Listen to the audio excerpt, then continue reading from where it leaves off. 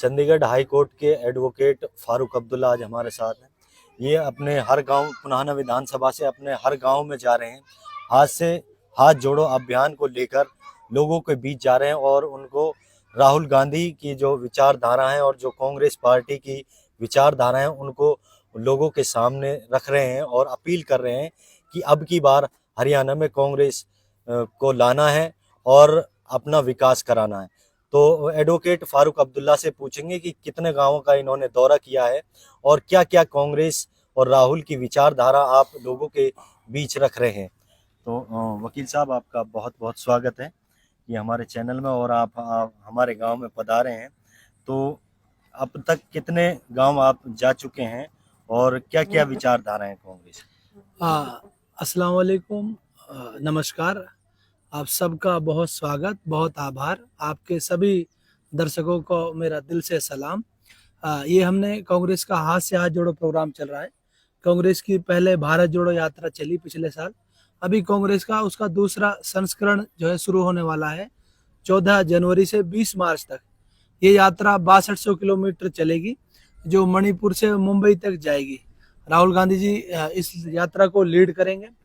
उसी तहत हम आज हरियाणा के अंदर हम हाथ से हाथ जोड़ो प्रोग्राम कांग्रेस पार्टी कर रही है। कांग्रेस पार्टी की नीतियां हम लोगों को पहुंचा रहे हैं, लोगों को बता रहे हैं कि कांग्रेस पार्टी ऐसी है जो आपके बच्चों के भविष्य के बारे में, आपका घर किस तरह आसानी से चले, आपकी थाली में रोटी बहुत सस्ती आ जाए, आपकी जो महंगाई बढ़ी हुई है वो किस तरह कम हो जाए, आपके बच्चे जो पढ़ नहीं पा रहे हैं वो उनका पढ़ाई कैसे हो सके, आपके जो स्कूलों में मास्टर नहीं है वो मास्टर कैसे आ सके, आपकी जो सड़कें टूटी हुई हैं जैसे आपका पुनाना से होडल रोड टूटा हुआ है ये बन सके, आपकी बिजली पानी जो महंगी हो गई है, पानी शहरों आपकी नहरों में नहीं आ रहा है। कल हमने इसके ऊपर एसडीएम साहिबा पुनाना को रिप्रेजेंटेशन दिया, दरख्वास्त की उनसे मुख्यमंत्री के नाम कि आप पुनाना की नहरों में पानी छोड़ें। जो खाद बीज की जो सरकारी दुकानें हैं वो बंद हो गई है, वहाँ पे खाद बीज की आपूर्ति नहीं हो रही है, जिससे जो लोग हैं वो महंगा खाद बीज किसान को खरीदना पड़ रहा है। पानी ना होने की वजह से सिंचाई और फसलें खराब हो रही हैं। उसके बारे में इस तरह की जो नीतियां हैं, जो भाई को भाई से जोड़ने की, जो गरीब आदमी की जिंदगी में आसानी लाने की, उसके बारे में हम हाथ से हाथ जोड़ो प्रोग्राम कर रहे हैं। इस प्रोग्राम की हमने शुरुआत आज नीम का गांव से की है। अच्छा, ये पहला गांव है क्योंकि पहले हमने जब मैंने पहले कर रहा था 3 महीने पहले हमने की पूरे विधानसभा में, तो हमने सिकराव से शुरू किया था उसको। लेकिन इस बार हमने अपना जो बॉर्डर का आखिरी गांव है नीम का, वहां से शुरुआत की है। और अभी हम सारे गांव जो अपने नई बिछोर, ये इधर तिरवाड़ा, हतन गांव, बिक्टी, फुसेता, नहदा, इधर आपका ठेक, फिर उधर जमालगढ़ बेल्ट में जाएंगे, जमालगढ़, रानोता, मानोता, लहरवाड़ी। उसके बाद में फिर हम इधर सिंगार साइड आएंगे। सिंगार आपका जो है आपका बीसरू, पेमा खेड़ा, बड़का, आंधा की लफूरी, फिर उधर से 22 की बेल्ट है जो हमारा तेड़, नमक, वहाँ पे हमारा फिरोजपुर, हमारा मोहम्मदपुर, सिकरावा, जहटाना, काटपुरी, जाली का, रसूलपुर, गुलालता, ये सारे बड़े गांव हम जाएंगे और लोगों तक हम अपनी बात पहुंचा रहे हैं। लोगों से अपील कर रहे हैं कि हम कांग्रेस पार्टी के भावी उम्मीदवार है। पुनाना विधानसभा से हम कांग्रेस का टिकट मांग रहे हैं। पिछली बार भी हमने मांगा। पिछले 15 सालों से हम NSUI में स्टूडेंट विंग में रहे, यूथ कांग्रेस में रहे और हम 5 साल से मेन स्ट्रीम कांग्रेस में है। कांग्रेस के अभी प्रवक्ता हैं, एक कंपटीशन के तहत बन के आए हैं। तो हमने, आपको पता ही है, जब गांव-गांव में सर्च अभियान चलाया, हमारे जो किसान भाई हैं, हमारे गरीब आदमी, उनके घरों में खड़ी ट्रैक्टर, बाइक, उनके कारों का जब वहाँ घरों में खड़ी उनका चालान किया गया। जब डीएसपी सुरेंद्र को मारा उसको भी हमने रुकवाया, उस पर रोक लगी। इससे आम आदमी को जो असुविधा हो रही थी, जो अपने ट्रैक्टर ट्रॉलियों को, कारों को राजस्थान ले जा रहे थे, उसमें लोगों को राहत मिली। अभी जो पुराना और मेवात के अंदर जो अभी जो एक दुर्भाग्यपूर्ण एक दंगा हुआ, जो बाहर के लोग आके यहाँ दंगा किए, जबकि हमारा यहाँ मुसलमान और हिंदू भाइयों का बहुत भाईचारा है, कोई एक छोट भी घटना नहीं हुई। जो हमारे मकानों को एक तरफा कार्रवाई करते हुए बीजेपी सरकार ने तोड़ने का काम किया, तो उसको जो हाई कोर्ट से स्टे मिला उसमें भी हम वकील के तौर पर, हमारे साथी हम वकील रहे, उसमें भी हमने मदद करी है। हमने पुराना जो अपना परमानेंट कोर्ट बना है, जैसे पहले हमारे नीमका के लोगों को, हमारे इधर के जो दूर के गाँव हैं, बिछोर के गाँव हैं, सिंगार गाँव हैं, जो हमारे बड़े गाँव हैं, उनको इंसाफ के लिए, न्याय के लिए फिरोजपुर का जाना पड़ता था। आज हमने उनको अपने वहाँ हाई कोर्ट में केस डाला। अपने पुराना बार के साथियों के माध्यम से, मैं उसमें वकील था, तो हमने परमानेंट कोर्ट अभी यहाँ पे बनाई है। इसका कोई नेता सिरेले किसी नेता का काम नहीं है, एक हाई कोर्ट ने यहाँ पे इसको परमानेंट करवाया, यहाँ पुराने में यहाँ पे कोर्ट बिठाई है, इसमें मैं वकील था। तो हमारा यही काम है कि किस तरह ज्यादा से ज्यादा लोगों की जिंदगी में आसानी आ सके, लोग जो समस्याओं से जूझ रहे हैं, जो लोग परेशानी से जूझ रहे हैं, उनकी जिंदगी में किस तरह आसानी हो सके, ये हमने आपको बताया। जब हम विधायक ना रहे तो इतने हमने काम करे हैं, और अगर अल्लाह ताला हमें मौका देगा तो आपकी हम लड़ाई सड़क से लेकर संसद, और हम आपकी लड़ाई विधानसभा में भी लड़ेंगे। अगर कोई भाई फिर भी जो जरूरत पड़ गई, हाई कोर्ट में वकील हम ही हैं, तो हाई कोर्ट से भी हम कोई रिट के माध्यम से कोई भी काम छोटा बड़ा होगा सबको करवाने की कोशिश करेंगे। और हम तो बस यही उम्मीद करते हैं कि हमारे लोग कोई जरूरत पड़े हमारे पास आए, हमसे कहें, हम सब मिलजुल कर अपने लोगों के लिए बेहतर काम करने की कोशिश करेंगे। जो वकील साहब, एक और ये है कि अब अभी चुनाव हुआ था राजस्थान में, तो आपकी जो पार्टी है कांग्रेस पार्टी, उन्होंने काफ़ी सारे घोषणा पत्रों में 450 का मतलब 500 का सिलेंडर, बिजली बिल माफ़ किए और आधी बिजली पे, तो काफ़ी सारी सुविधाएं दी थी अशोक गहलोत ने, कांग्रेस पार्टी ने। फिर भी आपकी सरकार, कहाँ पर ऐसी कमी रह गई जो सरकार नहीं बना पाई राजस्थान में? सबसे पहले तो मैं ये क्लियर कर दूं कि राजस्थान का जो चुनाव है वो 5 साल के बाद सरकार बदल जाती है। वहाँ पे कोई भी सरकार लगातार नहीं चलती है, वहाँ एक बार 5 साल बीजेपी, एक बार 5 साल कांग्रेस रहती है। दूसरा, हमारी कांग्रेस सरकार चाहे हिमाचल प्रदेश में चल रही हो, चाहे कर्नाटका में चल रही हो, चाहे पहले राजस्थान और छत्तीसगढ़ में चल रही थी, मध्य प्रदेश में भी चली, उसके बाद 1 साल बाद उन्होंने हमारे एमएलए को चोरी कर लिया तो सरकार गिरा दी। तो हमारा यही है कांग्रेस पार्टी का कि किसान को, जवान को, गृहिणी को किस तरह लाभ पहुंचाया जाए। किसानों का कर्जा माफ किया, 1100 रुपये सिलेंडर जो मोदी जी दे रहे थे उसको 400 रुपये में, 450 में दिया, 500 में दिया आपके यहाँ। जो गरीब आदमी का कोई बच्चा बीमार हो जाता है उसको 25 लाख रुपए तक का फ्री इलाज दिया, आगे घोषणा 50 लाख तक की।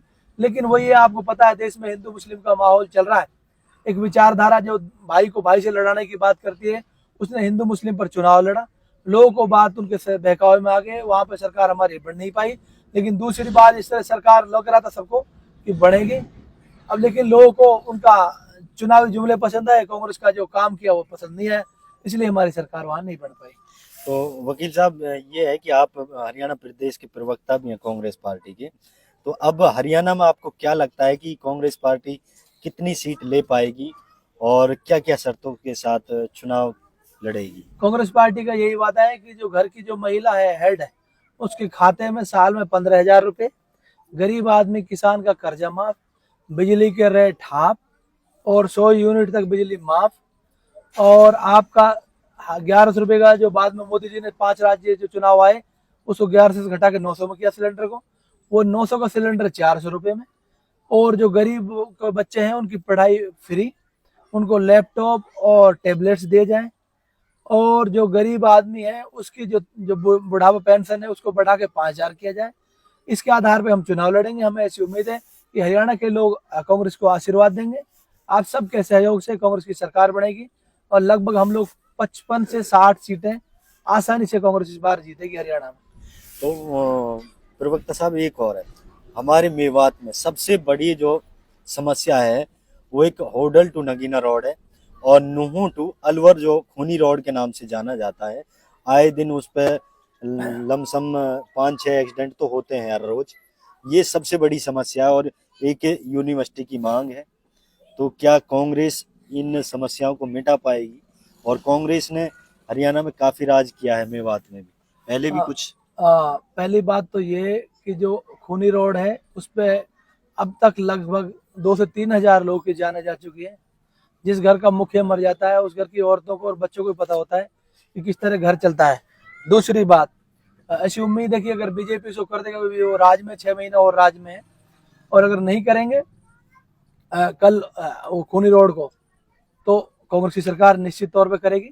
दूसरा, जो आपका होडल से नगीना के लिए जो रोड है, बड़कली के रोड है, इसमें कल मैंने एक्शन साहब को फोन किया था, उन्होंने कहा इसका एस्टीमेट हमने आगे भेजा है, और अभी तो बहुत टाइम ले लेंगे लोग। टेंडरिंग होगी, उसके बाद टेंडर खोलेंगे, किसको मिलेगा, अलॉट होगा, उसके बाद काम शुरू होगा। तो हमारा ये भी प्लान है कि भाई जितना भी हमसे कोशिश हो सकेगी, चाहे कोई भी हमने कुछ कार्रवाई अपने लेवल पे करनी पड़े वो भी करेंगे। अगर नहीं बढ़ पाएगा तो कांग्रेस की सरकार निश्चित तौर पे ही जो भी हमारी मूलभूत समस्या है, चाहे रोड की समस्या हो, चाहे यूनिवर्सिटी की समस्या हो, वो जरूर पूरी होगी। और वो बदकिस्मती थी, नहीं तो बड़कली में रीजनल सेंटर बन रहा था अलीगढ़ मुस्लिम यूनिवर्सिटी का। तो ये कि कोई यूनिवर्सिटी तो बढ़ाएंगे, साथ में कोई यहाँ पे रीजनल सेंटर भी लाएंगे, ताकि यहाँ के बच्चों को अलीगढ़ और जामिया इतना दूर ना जाके, बल्कि यहीं का बच्चा यहीं पढ़े, सुबह अपना रोटी खा के, चाहे चटनी से, चाहे छाछ से, महरी खा के जाए, और शाम में रोटी अपने घर आके खा ले। इससे यूनिवर्सिटी से यहाँ के गरीबों के बच्चों को बड़ा फायदा होने वाला है। तो प्रवक्ता साहब, एक और है बड़ी समस्या है कि कांग्रेस में जो इंसान रहता है, हर कोई टिकट मांगता है, लेकिन जब मान लीजिए टिकट आपका फाइनल हो गया और जो लोग हैं उनमें भगदड़ मच जाती है, ये क्या समस्या है? ये सबसे बड़ी कांग्रेस पार्टी की सबसे बड़ी समस्या है। ये समस्या ये है कि इसमें जो लोग आते हैं, लेकिन एक महत्वाकांक्षा रहती है हर आदमी की चुनाव लड़ने की। अब बहुत से लोग हैं जिससे विचारधारा के साथ जुड़े हुए होते हैं, वो ये प्रेफर करते हैं कि मैं संगठन के लिए काम करूं, मैं लोगों के लिए काम करूं, चाहे मैं चुनाव न लड़ूं, मेरे लोगों को किस तरह फायदा हो सके। अगर सरकार बन जाए, जरूरी नहीं कि आदमी विधायक बन के काम कराए, आदमी अगर उसकी खुद में अपना वजूद होता है तो आदमी संगठन में रह के अपने लोगों का, अपने इलाके का काम कर सकता है। यहाँ पे लोगों का क्या है, यहाँ पे लोग चुनावी राजनीति करते हैं, संगठनात्मक राजनीति नहीं करते। किस तरह लोगों का फायदा हो, इससे कोई मतलब नहीं है। वो विधायक बन के अपना घर बनाना चाहते हैं, उनको कोई जिम्मेदारी मिल जाए वहां से वो पैसा कमाना चाहते हैं, वो प्रॉपर्टियां जोड़ना चाहते हैं, वो प्रॉपर्टियों को खुरद करना चाहते हैं। यही है, विचारधारा के साथ कोई नहीं जुड़ना चाहता। इस करके जो हमारे लोगों का विकास नहीं हो रहा। कोई बढ़ता है वो सिर्फ अपना विकास करता है, जनता का विकास से उसको कोई मतलब नहीं होता है। इस करके लोग भाग जाते हैं। अभी भी आपकी पार्टी का विधायक है पुनाना से, अभी कोई एक ऐसा काम मुझे बता दीजिए जो आपके विधायक ने किया हो। विपक्ष का विधायक है, विपक्ष के विधायक का ज्यादा काम भी नहीं होता है, कुछ उनका बुढ़ापा भी है भाई, थोड़ी कमजोरी भी रहती है। बाकी जितना भी हो पाता है विधायक कांग्रेस के हैं, आदमी कोशिश करता ही है। तो जनता से क्या अपील करना चाहेंगे? जनता से यही अपील करना चाहेंगे, अगर पार्टी हमें मौका देती है, इस लायक समझती है, हम अपना प्रत्याशी बनाती है, तो हम इसलिए गांव गांव में जा रहे हैं। हम आपको आश्वस्त करते हैं, आपसे वादा करते हैं, अगर हमें मौका मिला तो जो 70 साल में नहीं हुआ हम 5 साल में करने का काम करेंगे इंशाल्लाह। तो दोस्तों, आप लोगों ने एडवोकेट फारूक अब्दुल्ला के विचार सुने। इन्होंने कहा है कि अगर कांग्रेस पार्टी मुझे मौका देती है तो मैं पुनाना विधानसभा से भरपूर विकास कराऊंगा, और इन्होंने जनता से अपील की है कि कांग्रेस पार्टी से जुड़े और कांग्रेस पार्टियों की नीतियों से जुड़े और ज़्यादा से ज़्यादा कांग्रेस पार्टी को वोट करें। तो दोस्तों, आपका क्या ख्याल है, आप हमें कमेंट करके ज़रूर बताइएगा। अगर आपने अभी तक DTV न्यूज़ चैनल को लाइक और फॉलो और सब्सक्राइब नहीं किया है तो कर लीजिए। फिर मिलेंगे अगले वीडियो में, तब तक के लिए दीजिए हमें इजाज़त। खुदा हाफ़िज़।